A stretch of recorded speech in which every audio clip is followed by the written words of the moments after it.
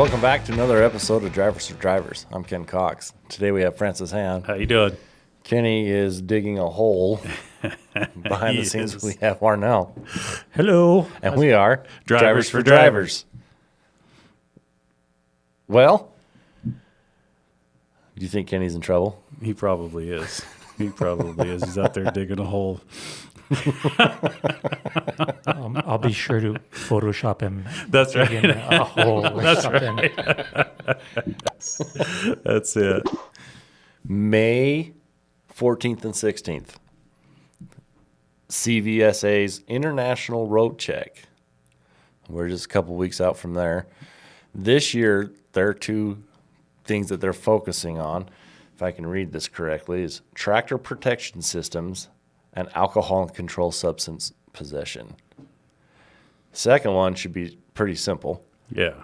Don't drink and drive. Don't use narcotics. Don't do any of that fun stuff. right? But for the tractor protection system, what is that? I have no clue. You lock your doors? Do you put the seatbelt through the handle there so people can't get in? That's it. Maybe our folks know, huh? Do you guys know what they're talking about there? Google it or something. Let us know. Shoot us a message or something to let us know what that means. You bet. And I think along with that, there's always the norm. Don't forget the norm. They're always going to look for your tires to make sure your tires are aired up. They're going to look at your lights and make sure your lights are working. Right. The normal stuff, right? Like you were saying. Yep. Do your pre-trips. Yep. For sure. Like we've been doing. Yep. A lot of the tires have been addressed. Hold on, I got to Conlin. I read it. So I was reading a post from Art, and it said Conley, and I'm like, that's not it. It's Conlin. He's our tire feller. He's done something like 80 tires in the last couple of weeks. Wow. I mean, he's just been in there. I can't imagine. I would be worn out. Completely worn out. Yeah, for sure. That's a lot of work. I just did that in high school, and I can't imagine doing 80 just to bam, bam, bam, bam, bam. That's right. That's right. It's tough. If you ever met him, he's kind of quiet. Just kind of sticks to himself. Kind of a bigger feller, but he's just always doing pop, pop, pop, pop, pop, pop, pop, pop. Just good people to work with. Absolutely. Well, we got some changes going on. I guess I want to talk a little bit about it. We're kind of changing how we operate. We are looking at our professional drivers, and we're putting our professional drivers first in the operation. So if you're by the yard or you're talking with your driver managers, everybody's names, their roles have changed, So now you got a professional driver coordinator who used to hold that position of a driver manager. And the reason we're changing all these names is we're putting our drivers first. We're taking the team and we're matching team members together, and we're doing it by fleet. So taking the overall size of the fleet and breaking it down into 4, and probably going to end up being 5. And then from there, we've got 3 people that are dedicated to that team, and then they'll work on that. So our professional driver coordinators, they work 4 on, 4 off. So there's going to be 5 people that are dedicated to it. So we've got coverage when they're off on their 4. And they're strictly going to work with that fleet. So it's going to be about 70 trucks, that they're working on. And that's manageable. That's not too bad at all. Yeah. So it's all about supporting our driver on the backside and making sure that we can get the lanes that they want to be on and get them pre-planned ahead of time, and really putting the work in front of the driver. That way they have it. Try to maximize their time when they're out there on the road, Absolutely. I mean, you're able to utilize your logs, more efficiently that way too. Yeah. Because you've got to get from point A to point B quickly because you're going to be picking up, and then maybe you can make up some time or have some time to relax during that next part of the leg before you pick up again and go back, Absolutely, absolutely, and we want to increase their potential revenues. Utilities mean dollars in our drivers' pockets, and if we can keep them running, then they can put those dollars back where they need them, and then we can schedule their times off and get them back to the house when they want to have time off as well. Perfect. So, I think overall it's going to work really well. We just started that today. Today, I don't know when this podcast is going to air, but today is the 17th, so it's going in today. By the time it airs, we'll probably have a few days anyhow of working this system out. So some of you may see some changes, as you're calling in, talking to people.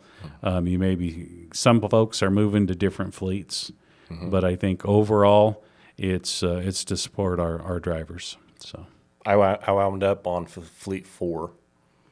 Yeah, so safety is even part of that. So it'll have somebody that they can go to when they have questions about their logs, when they have questions about, can I PC, can I do this? They'll have that safety person be able to reach out to as well. No, that's great. It's good stuff. It's real good stuff. So we're kind of going through the learning curve right now in the office, but even today, starting today, we're already starting to see some positive change. Fantastic. So it's great. It's really good. I'm gonna go on a little bit of a rant. Yeah, go for it.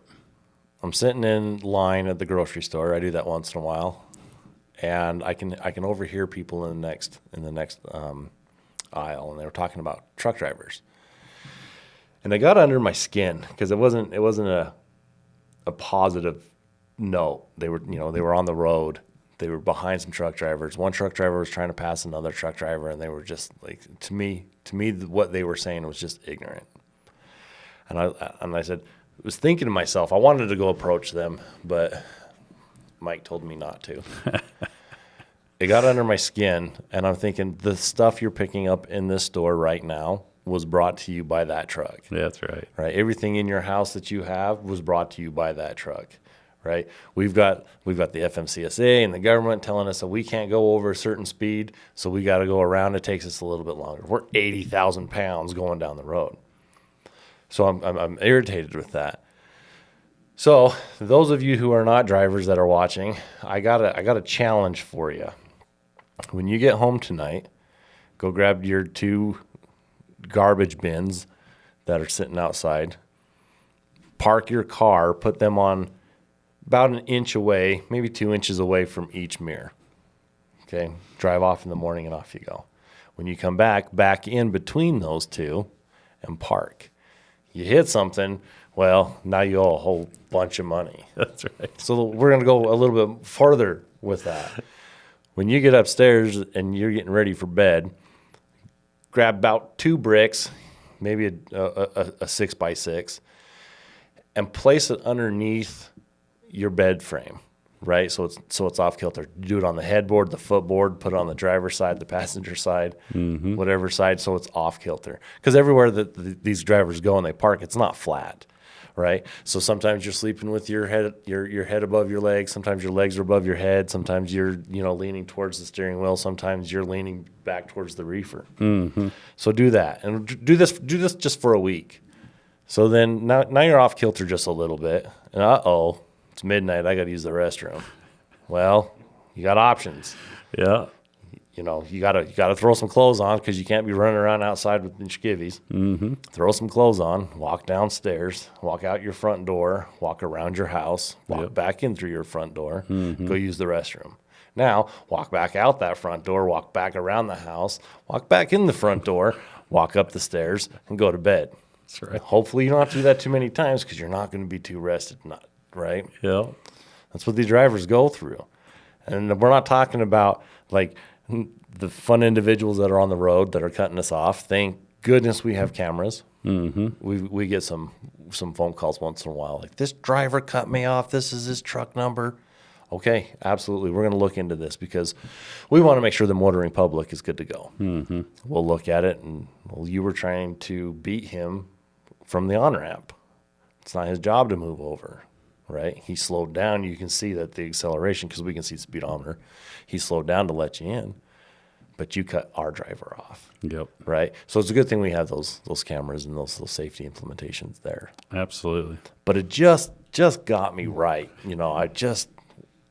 Rightfully so. I mean, rightfully so. I try to thank our drivers at the end of every one of our podcasts, and I will today too. But when you look at the life of a driver and what our professional drivers are doing, day in, day out. yeah, away from home, they're living out of that truck. They're using that truck as a tool to do their job every single day. Appointment times. They may have a midnight appointment time. The next day they may have a 6 o'clock p.m. appointment time. The next day it's a 2 o'clock a.m. appointment time. Then it'll be a 10 o'clock a.m. appointment time. Mm-hmm. So it's, a 24-hour clock, and they run, and then they've got to have their time off, get some rest, and get going again. Nothing is consistent in that world. Not at all. And they're adjusting. They're always on the fly adjusting, dealing with different customers. Not only different customers, but different cultures too.